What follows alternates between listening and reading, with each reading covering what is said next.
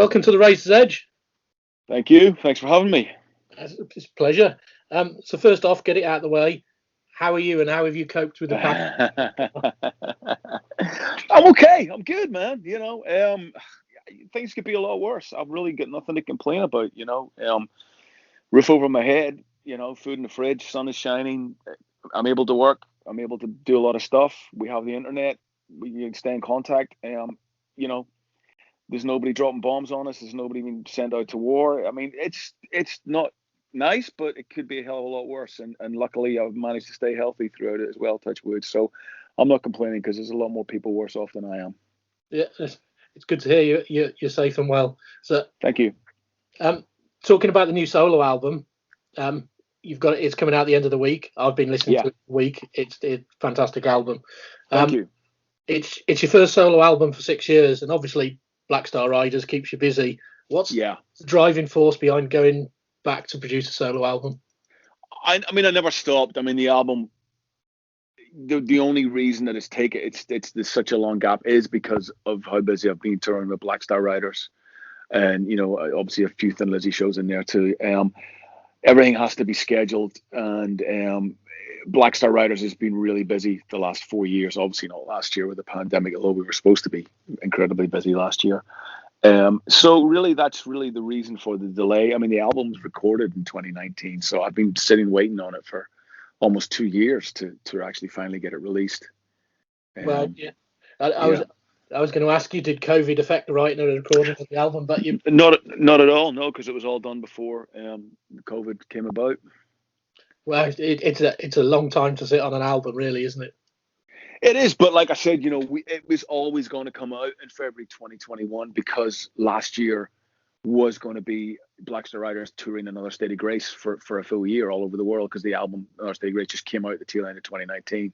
Yeah. Obviously, that didn't happen because of the pandemic, and it didn't make any sense to move when life was hard and fast forward into 2020 in the midst of a horrendous pandemic. So we just decided to leave the schedule where it was and see how things were. Come this week, obviously things are still bad. They're getting better, but you can't predict that. So we just decided to stick to the schedule, and that's what we've done. Cool. So you wrote most or co-wrote most of the album with Keith Nelson. So yeah. Apart from the different personnel, do you approach writing a solo album any differently to a Black Star Riders album or anything else? Yeah, I mean, I'm very aware that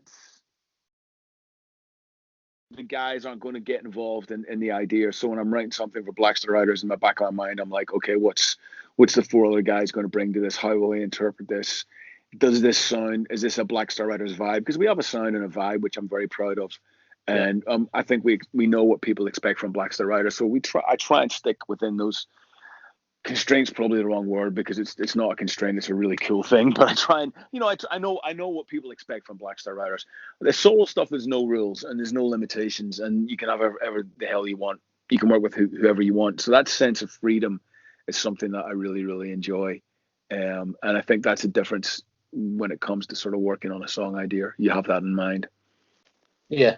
So, do you think the time that you spent with both Thin Lizzy and Black Star Riders has had an effect on the way you write a song? 'Cause listening to Fighting Heart, you can definitely hear a Thin Lizzy vibe in that song.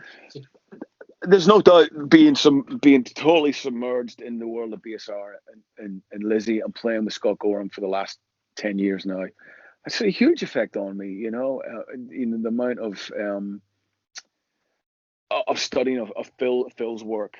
Even though I was a complete Thin Lizzy fanatic before I ever got offered the gig, but to have to be immersed in that as much as I have, has certainly had an effect on me. And I think it's made me better. I think it's made me a better guitar player. I think it's made me a better singer, and I think it's made me a better writer because of that. Yeah. And on this album, you've got a lot of friends guesting. Luke from Thunder, amongst others. So, what did it mean to you to get all of these names involved? Well, they're mates, they're friends, and everybody that's guested I've known for years. I mean, over 20 years, and there's that incestuous thing going on of where we all work together, or we've been hanging out. So, Joe Elliott, obviously, him and I go way back. He produced my first 2 solo records. Andy Taylor produced the almighty album Soul Destruction. I've just recently been working with Andy on some of his solo stuff. Luke and I have been mates forever. So there's that connection. Dizzy Reed, I co-wrote a song on Dizzy's solo album. So these guys are first and foremost my friends. They just happen to be incredibly talented friends and make music that I love. So again, it was like I always like to, in a solo album, have, the beauty of a solo album is you can have whoever you want play on it, because you're not going to piss anybody off in the band. Like, because you're not going to say, hey, I want so-and-so to play drums, and then the drummer in your band is going to go, I'm the drummer in the band, and rightly so. When you're making a solo record, that doesn't matter. You can have, democracy's out the window. You can be as narcissistic as you want. And I enjoy that freedom. I really do enjoy that freedom, Yeah, and on Time Doesn't Seem to Matter, you've got a duet with your daughter, Pepper. Yeah. Whose idea of the two of you was it for Pepper to appear on the album? Oh, it was mine. The songs was written about her. Yeah. And I once I put down the vocal and the guitar and heard it, and she's she's music daft. She's playing a couple instruments. She sings great, and she's really into it. And I was just like, hey kiddo, this song's kind of about you. Would you be up for coming in the studio and hanging out?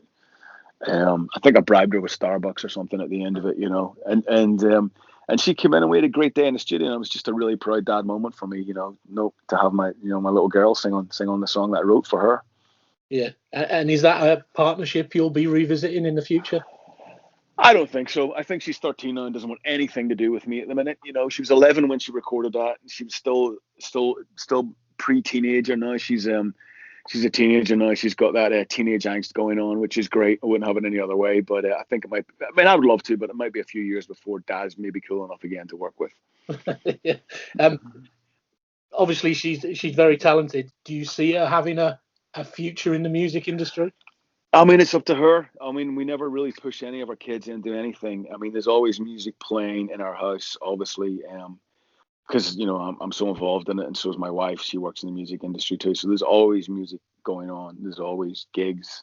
There's friends of ours are either in bands or involved in music some way. So it's very much a part of their lives growing up. They're immersed in it. But we certainly never said, hey, you gotta do this, you gotta do that. We just kind of let them follow their own path, and I think that's with Pepper. She seems to be really obsessed with it at the minute. She's putting a lot of time and effort into learning instruments and singing. So, if she wants to, great. If she doesn't, that's cool as well. Excellent. And obviously, your solo album comes out on Friday. Your long-time writing partner in Black Star Riders, Damon Johnson's got a solo album out on Friday as well. So, what's it like, the two of you releasing albums on the same day? Well, he's cheeky. He moved this. This was supposed to come out 2 weeks ago, and I saw he moved the day, and I texted him. So I said, "What are you doing? You just moved your album the same day as mine." So he was like, "Oh, I didn't know." So I don't know. Listen, I don't know. I haven't even given it any thought, to be honest with you. Really. Damon's my bro, and his record's great. I got lucky to get a copy of it a few weeks ago, and it's really cool. And yeah, Yeah, it is. I've been listening to that as well this week, and it's another great album. But two great songwriters from Black Star Riders, really. So it was bound to be another good album alongside yours. So yeah, of course. So wanting to look at your past for a couple of minutes, my own introduction to yourself, like many, was through the Almighty. Sure. I was listening to a soundbite on Planet Rock the other night, where you said you'd wish the Almighty had gone into hiatus rather than splitting up. Yeah.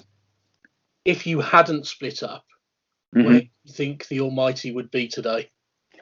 Listen, who can say? Hindsight's 20/20, isn't it? And it's always very, very clear when you're looking back at it.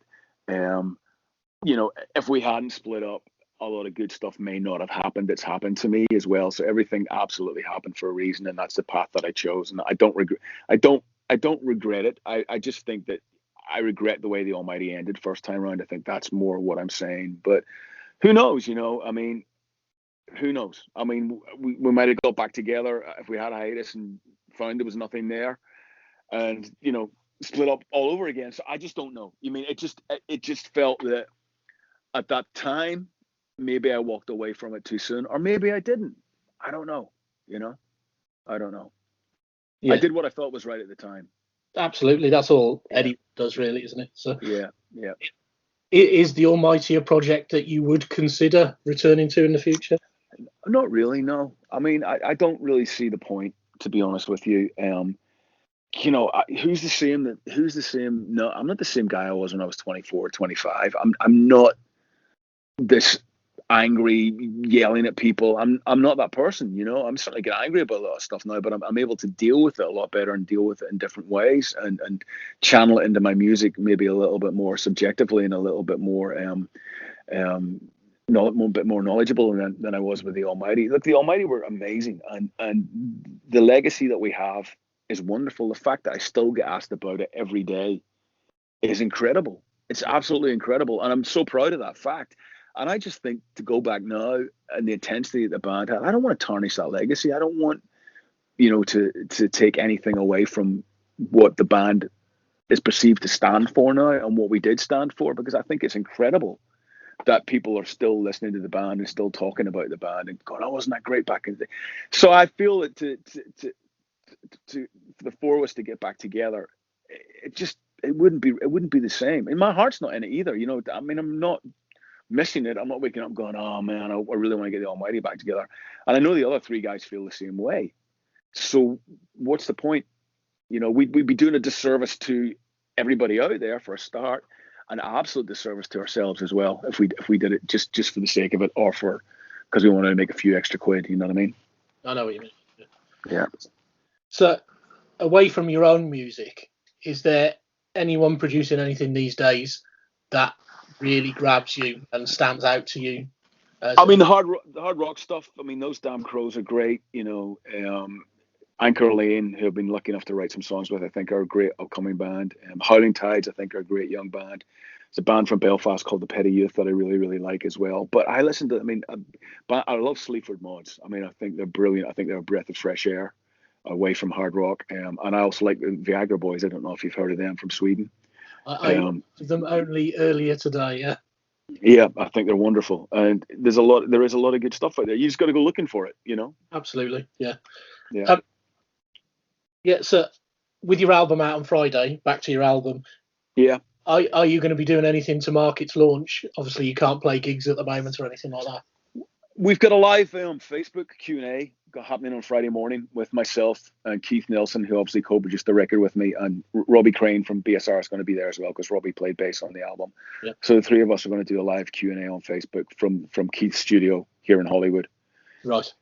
And that's what we've got planned, really. That's all we really can do at the minute, Yeah. Have you thought about doing streamed shows or anything like that? I mean, I've been doing one a month for the last 8-9 months. I've been doing one on stage every month. And I've been changing the subject matter every month. Like 1 month it'll be a Black Star Rider show, next month solo show. I've even done 2 Almighty ones where I've just played Almighty songs. Yeah. So I'll probably continue to do that until we can physically get back out there and start playing live again. And a lot of people are talking about post-pandemic. Is there a place in the world for a stream show? Do you think that's something that could continue? I think it could. I think why not have the best of both worlds? Why not do the odd stream show? Look, it's not the same, but it's cool, and I think it's different, and I see it as different than actually physically playing live. It's a different entity, it's a different thing. I found them really enjoyable. I like the fact that you can interact with everybody on there while you're playing, and it's just something else. It's something that's a little bit different. And why can't it still continue? Why can't you do the odd live online stream? Maybe you can be on tour and you can go, hey, half an hour before we go on, we're going to play some acoustic songs before we go on stage from the dressing room online. Stuff like that might be kind of cool. Yeah. Yeah. So my last question for you this evening, what's next for Ricky Warwick? Post your album release on Friday, where do you go from here? I mean, really just seeing how we get through the pandemic. Hopefully we might get some live shows in before the end of the year, probably the tail end of the year, if I'm being optimistic. Yeah. That would be great. And then I think, but the next sort of thing for me really is we're going to record the next Black Star Riders album. We're hoping that we can do that this summer.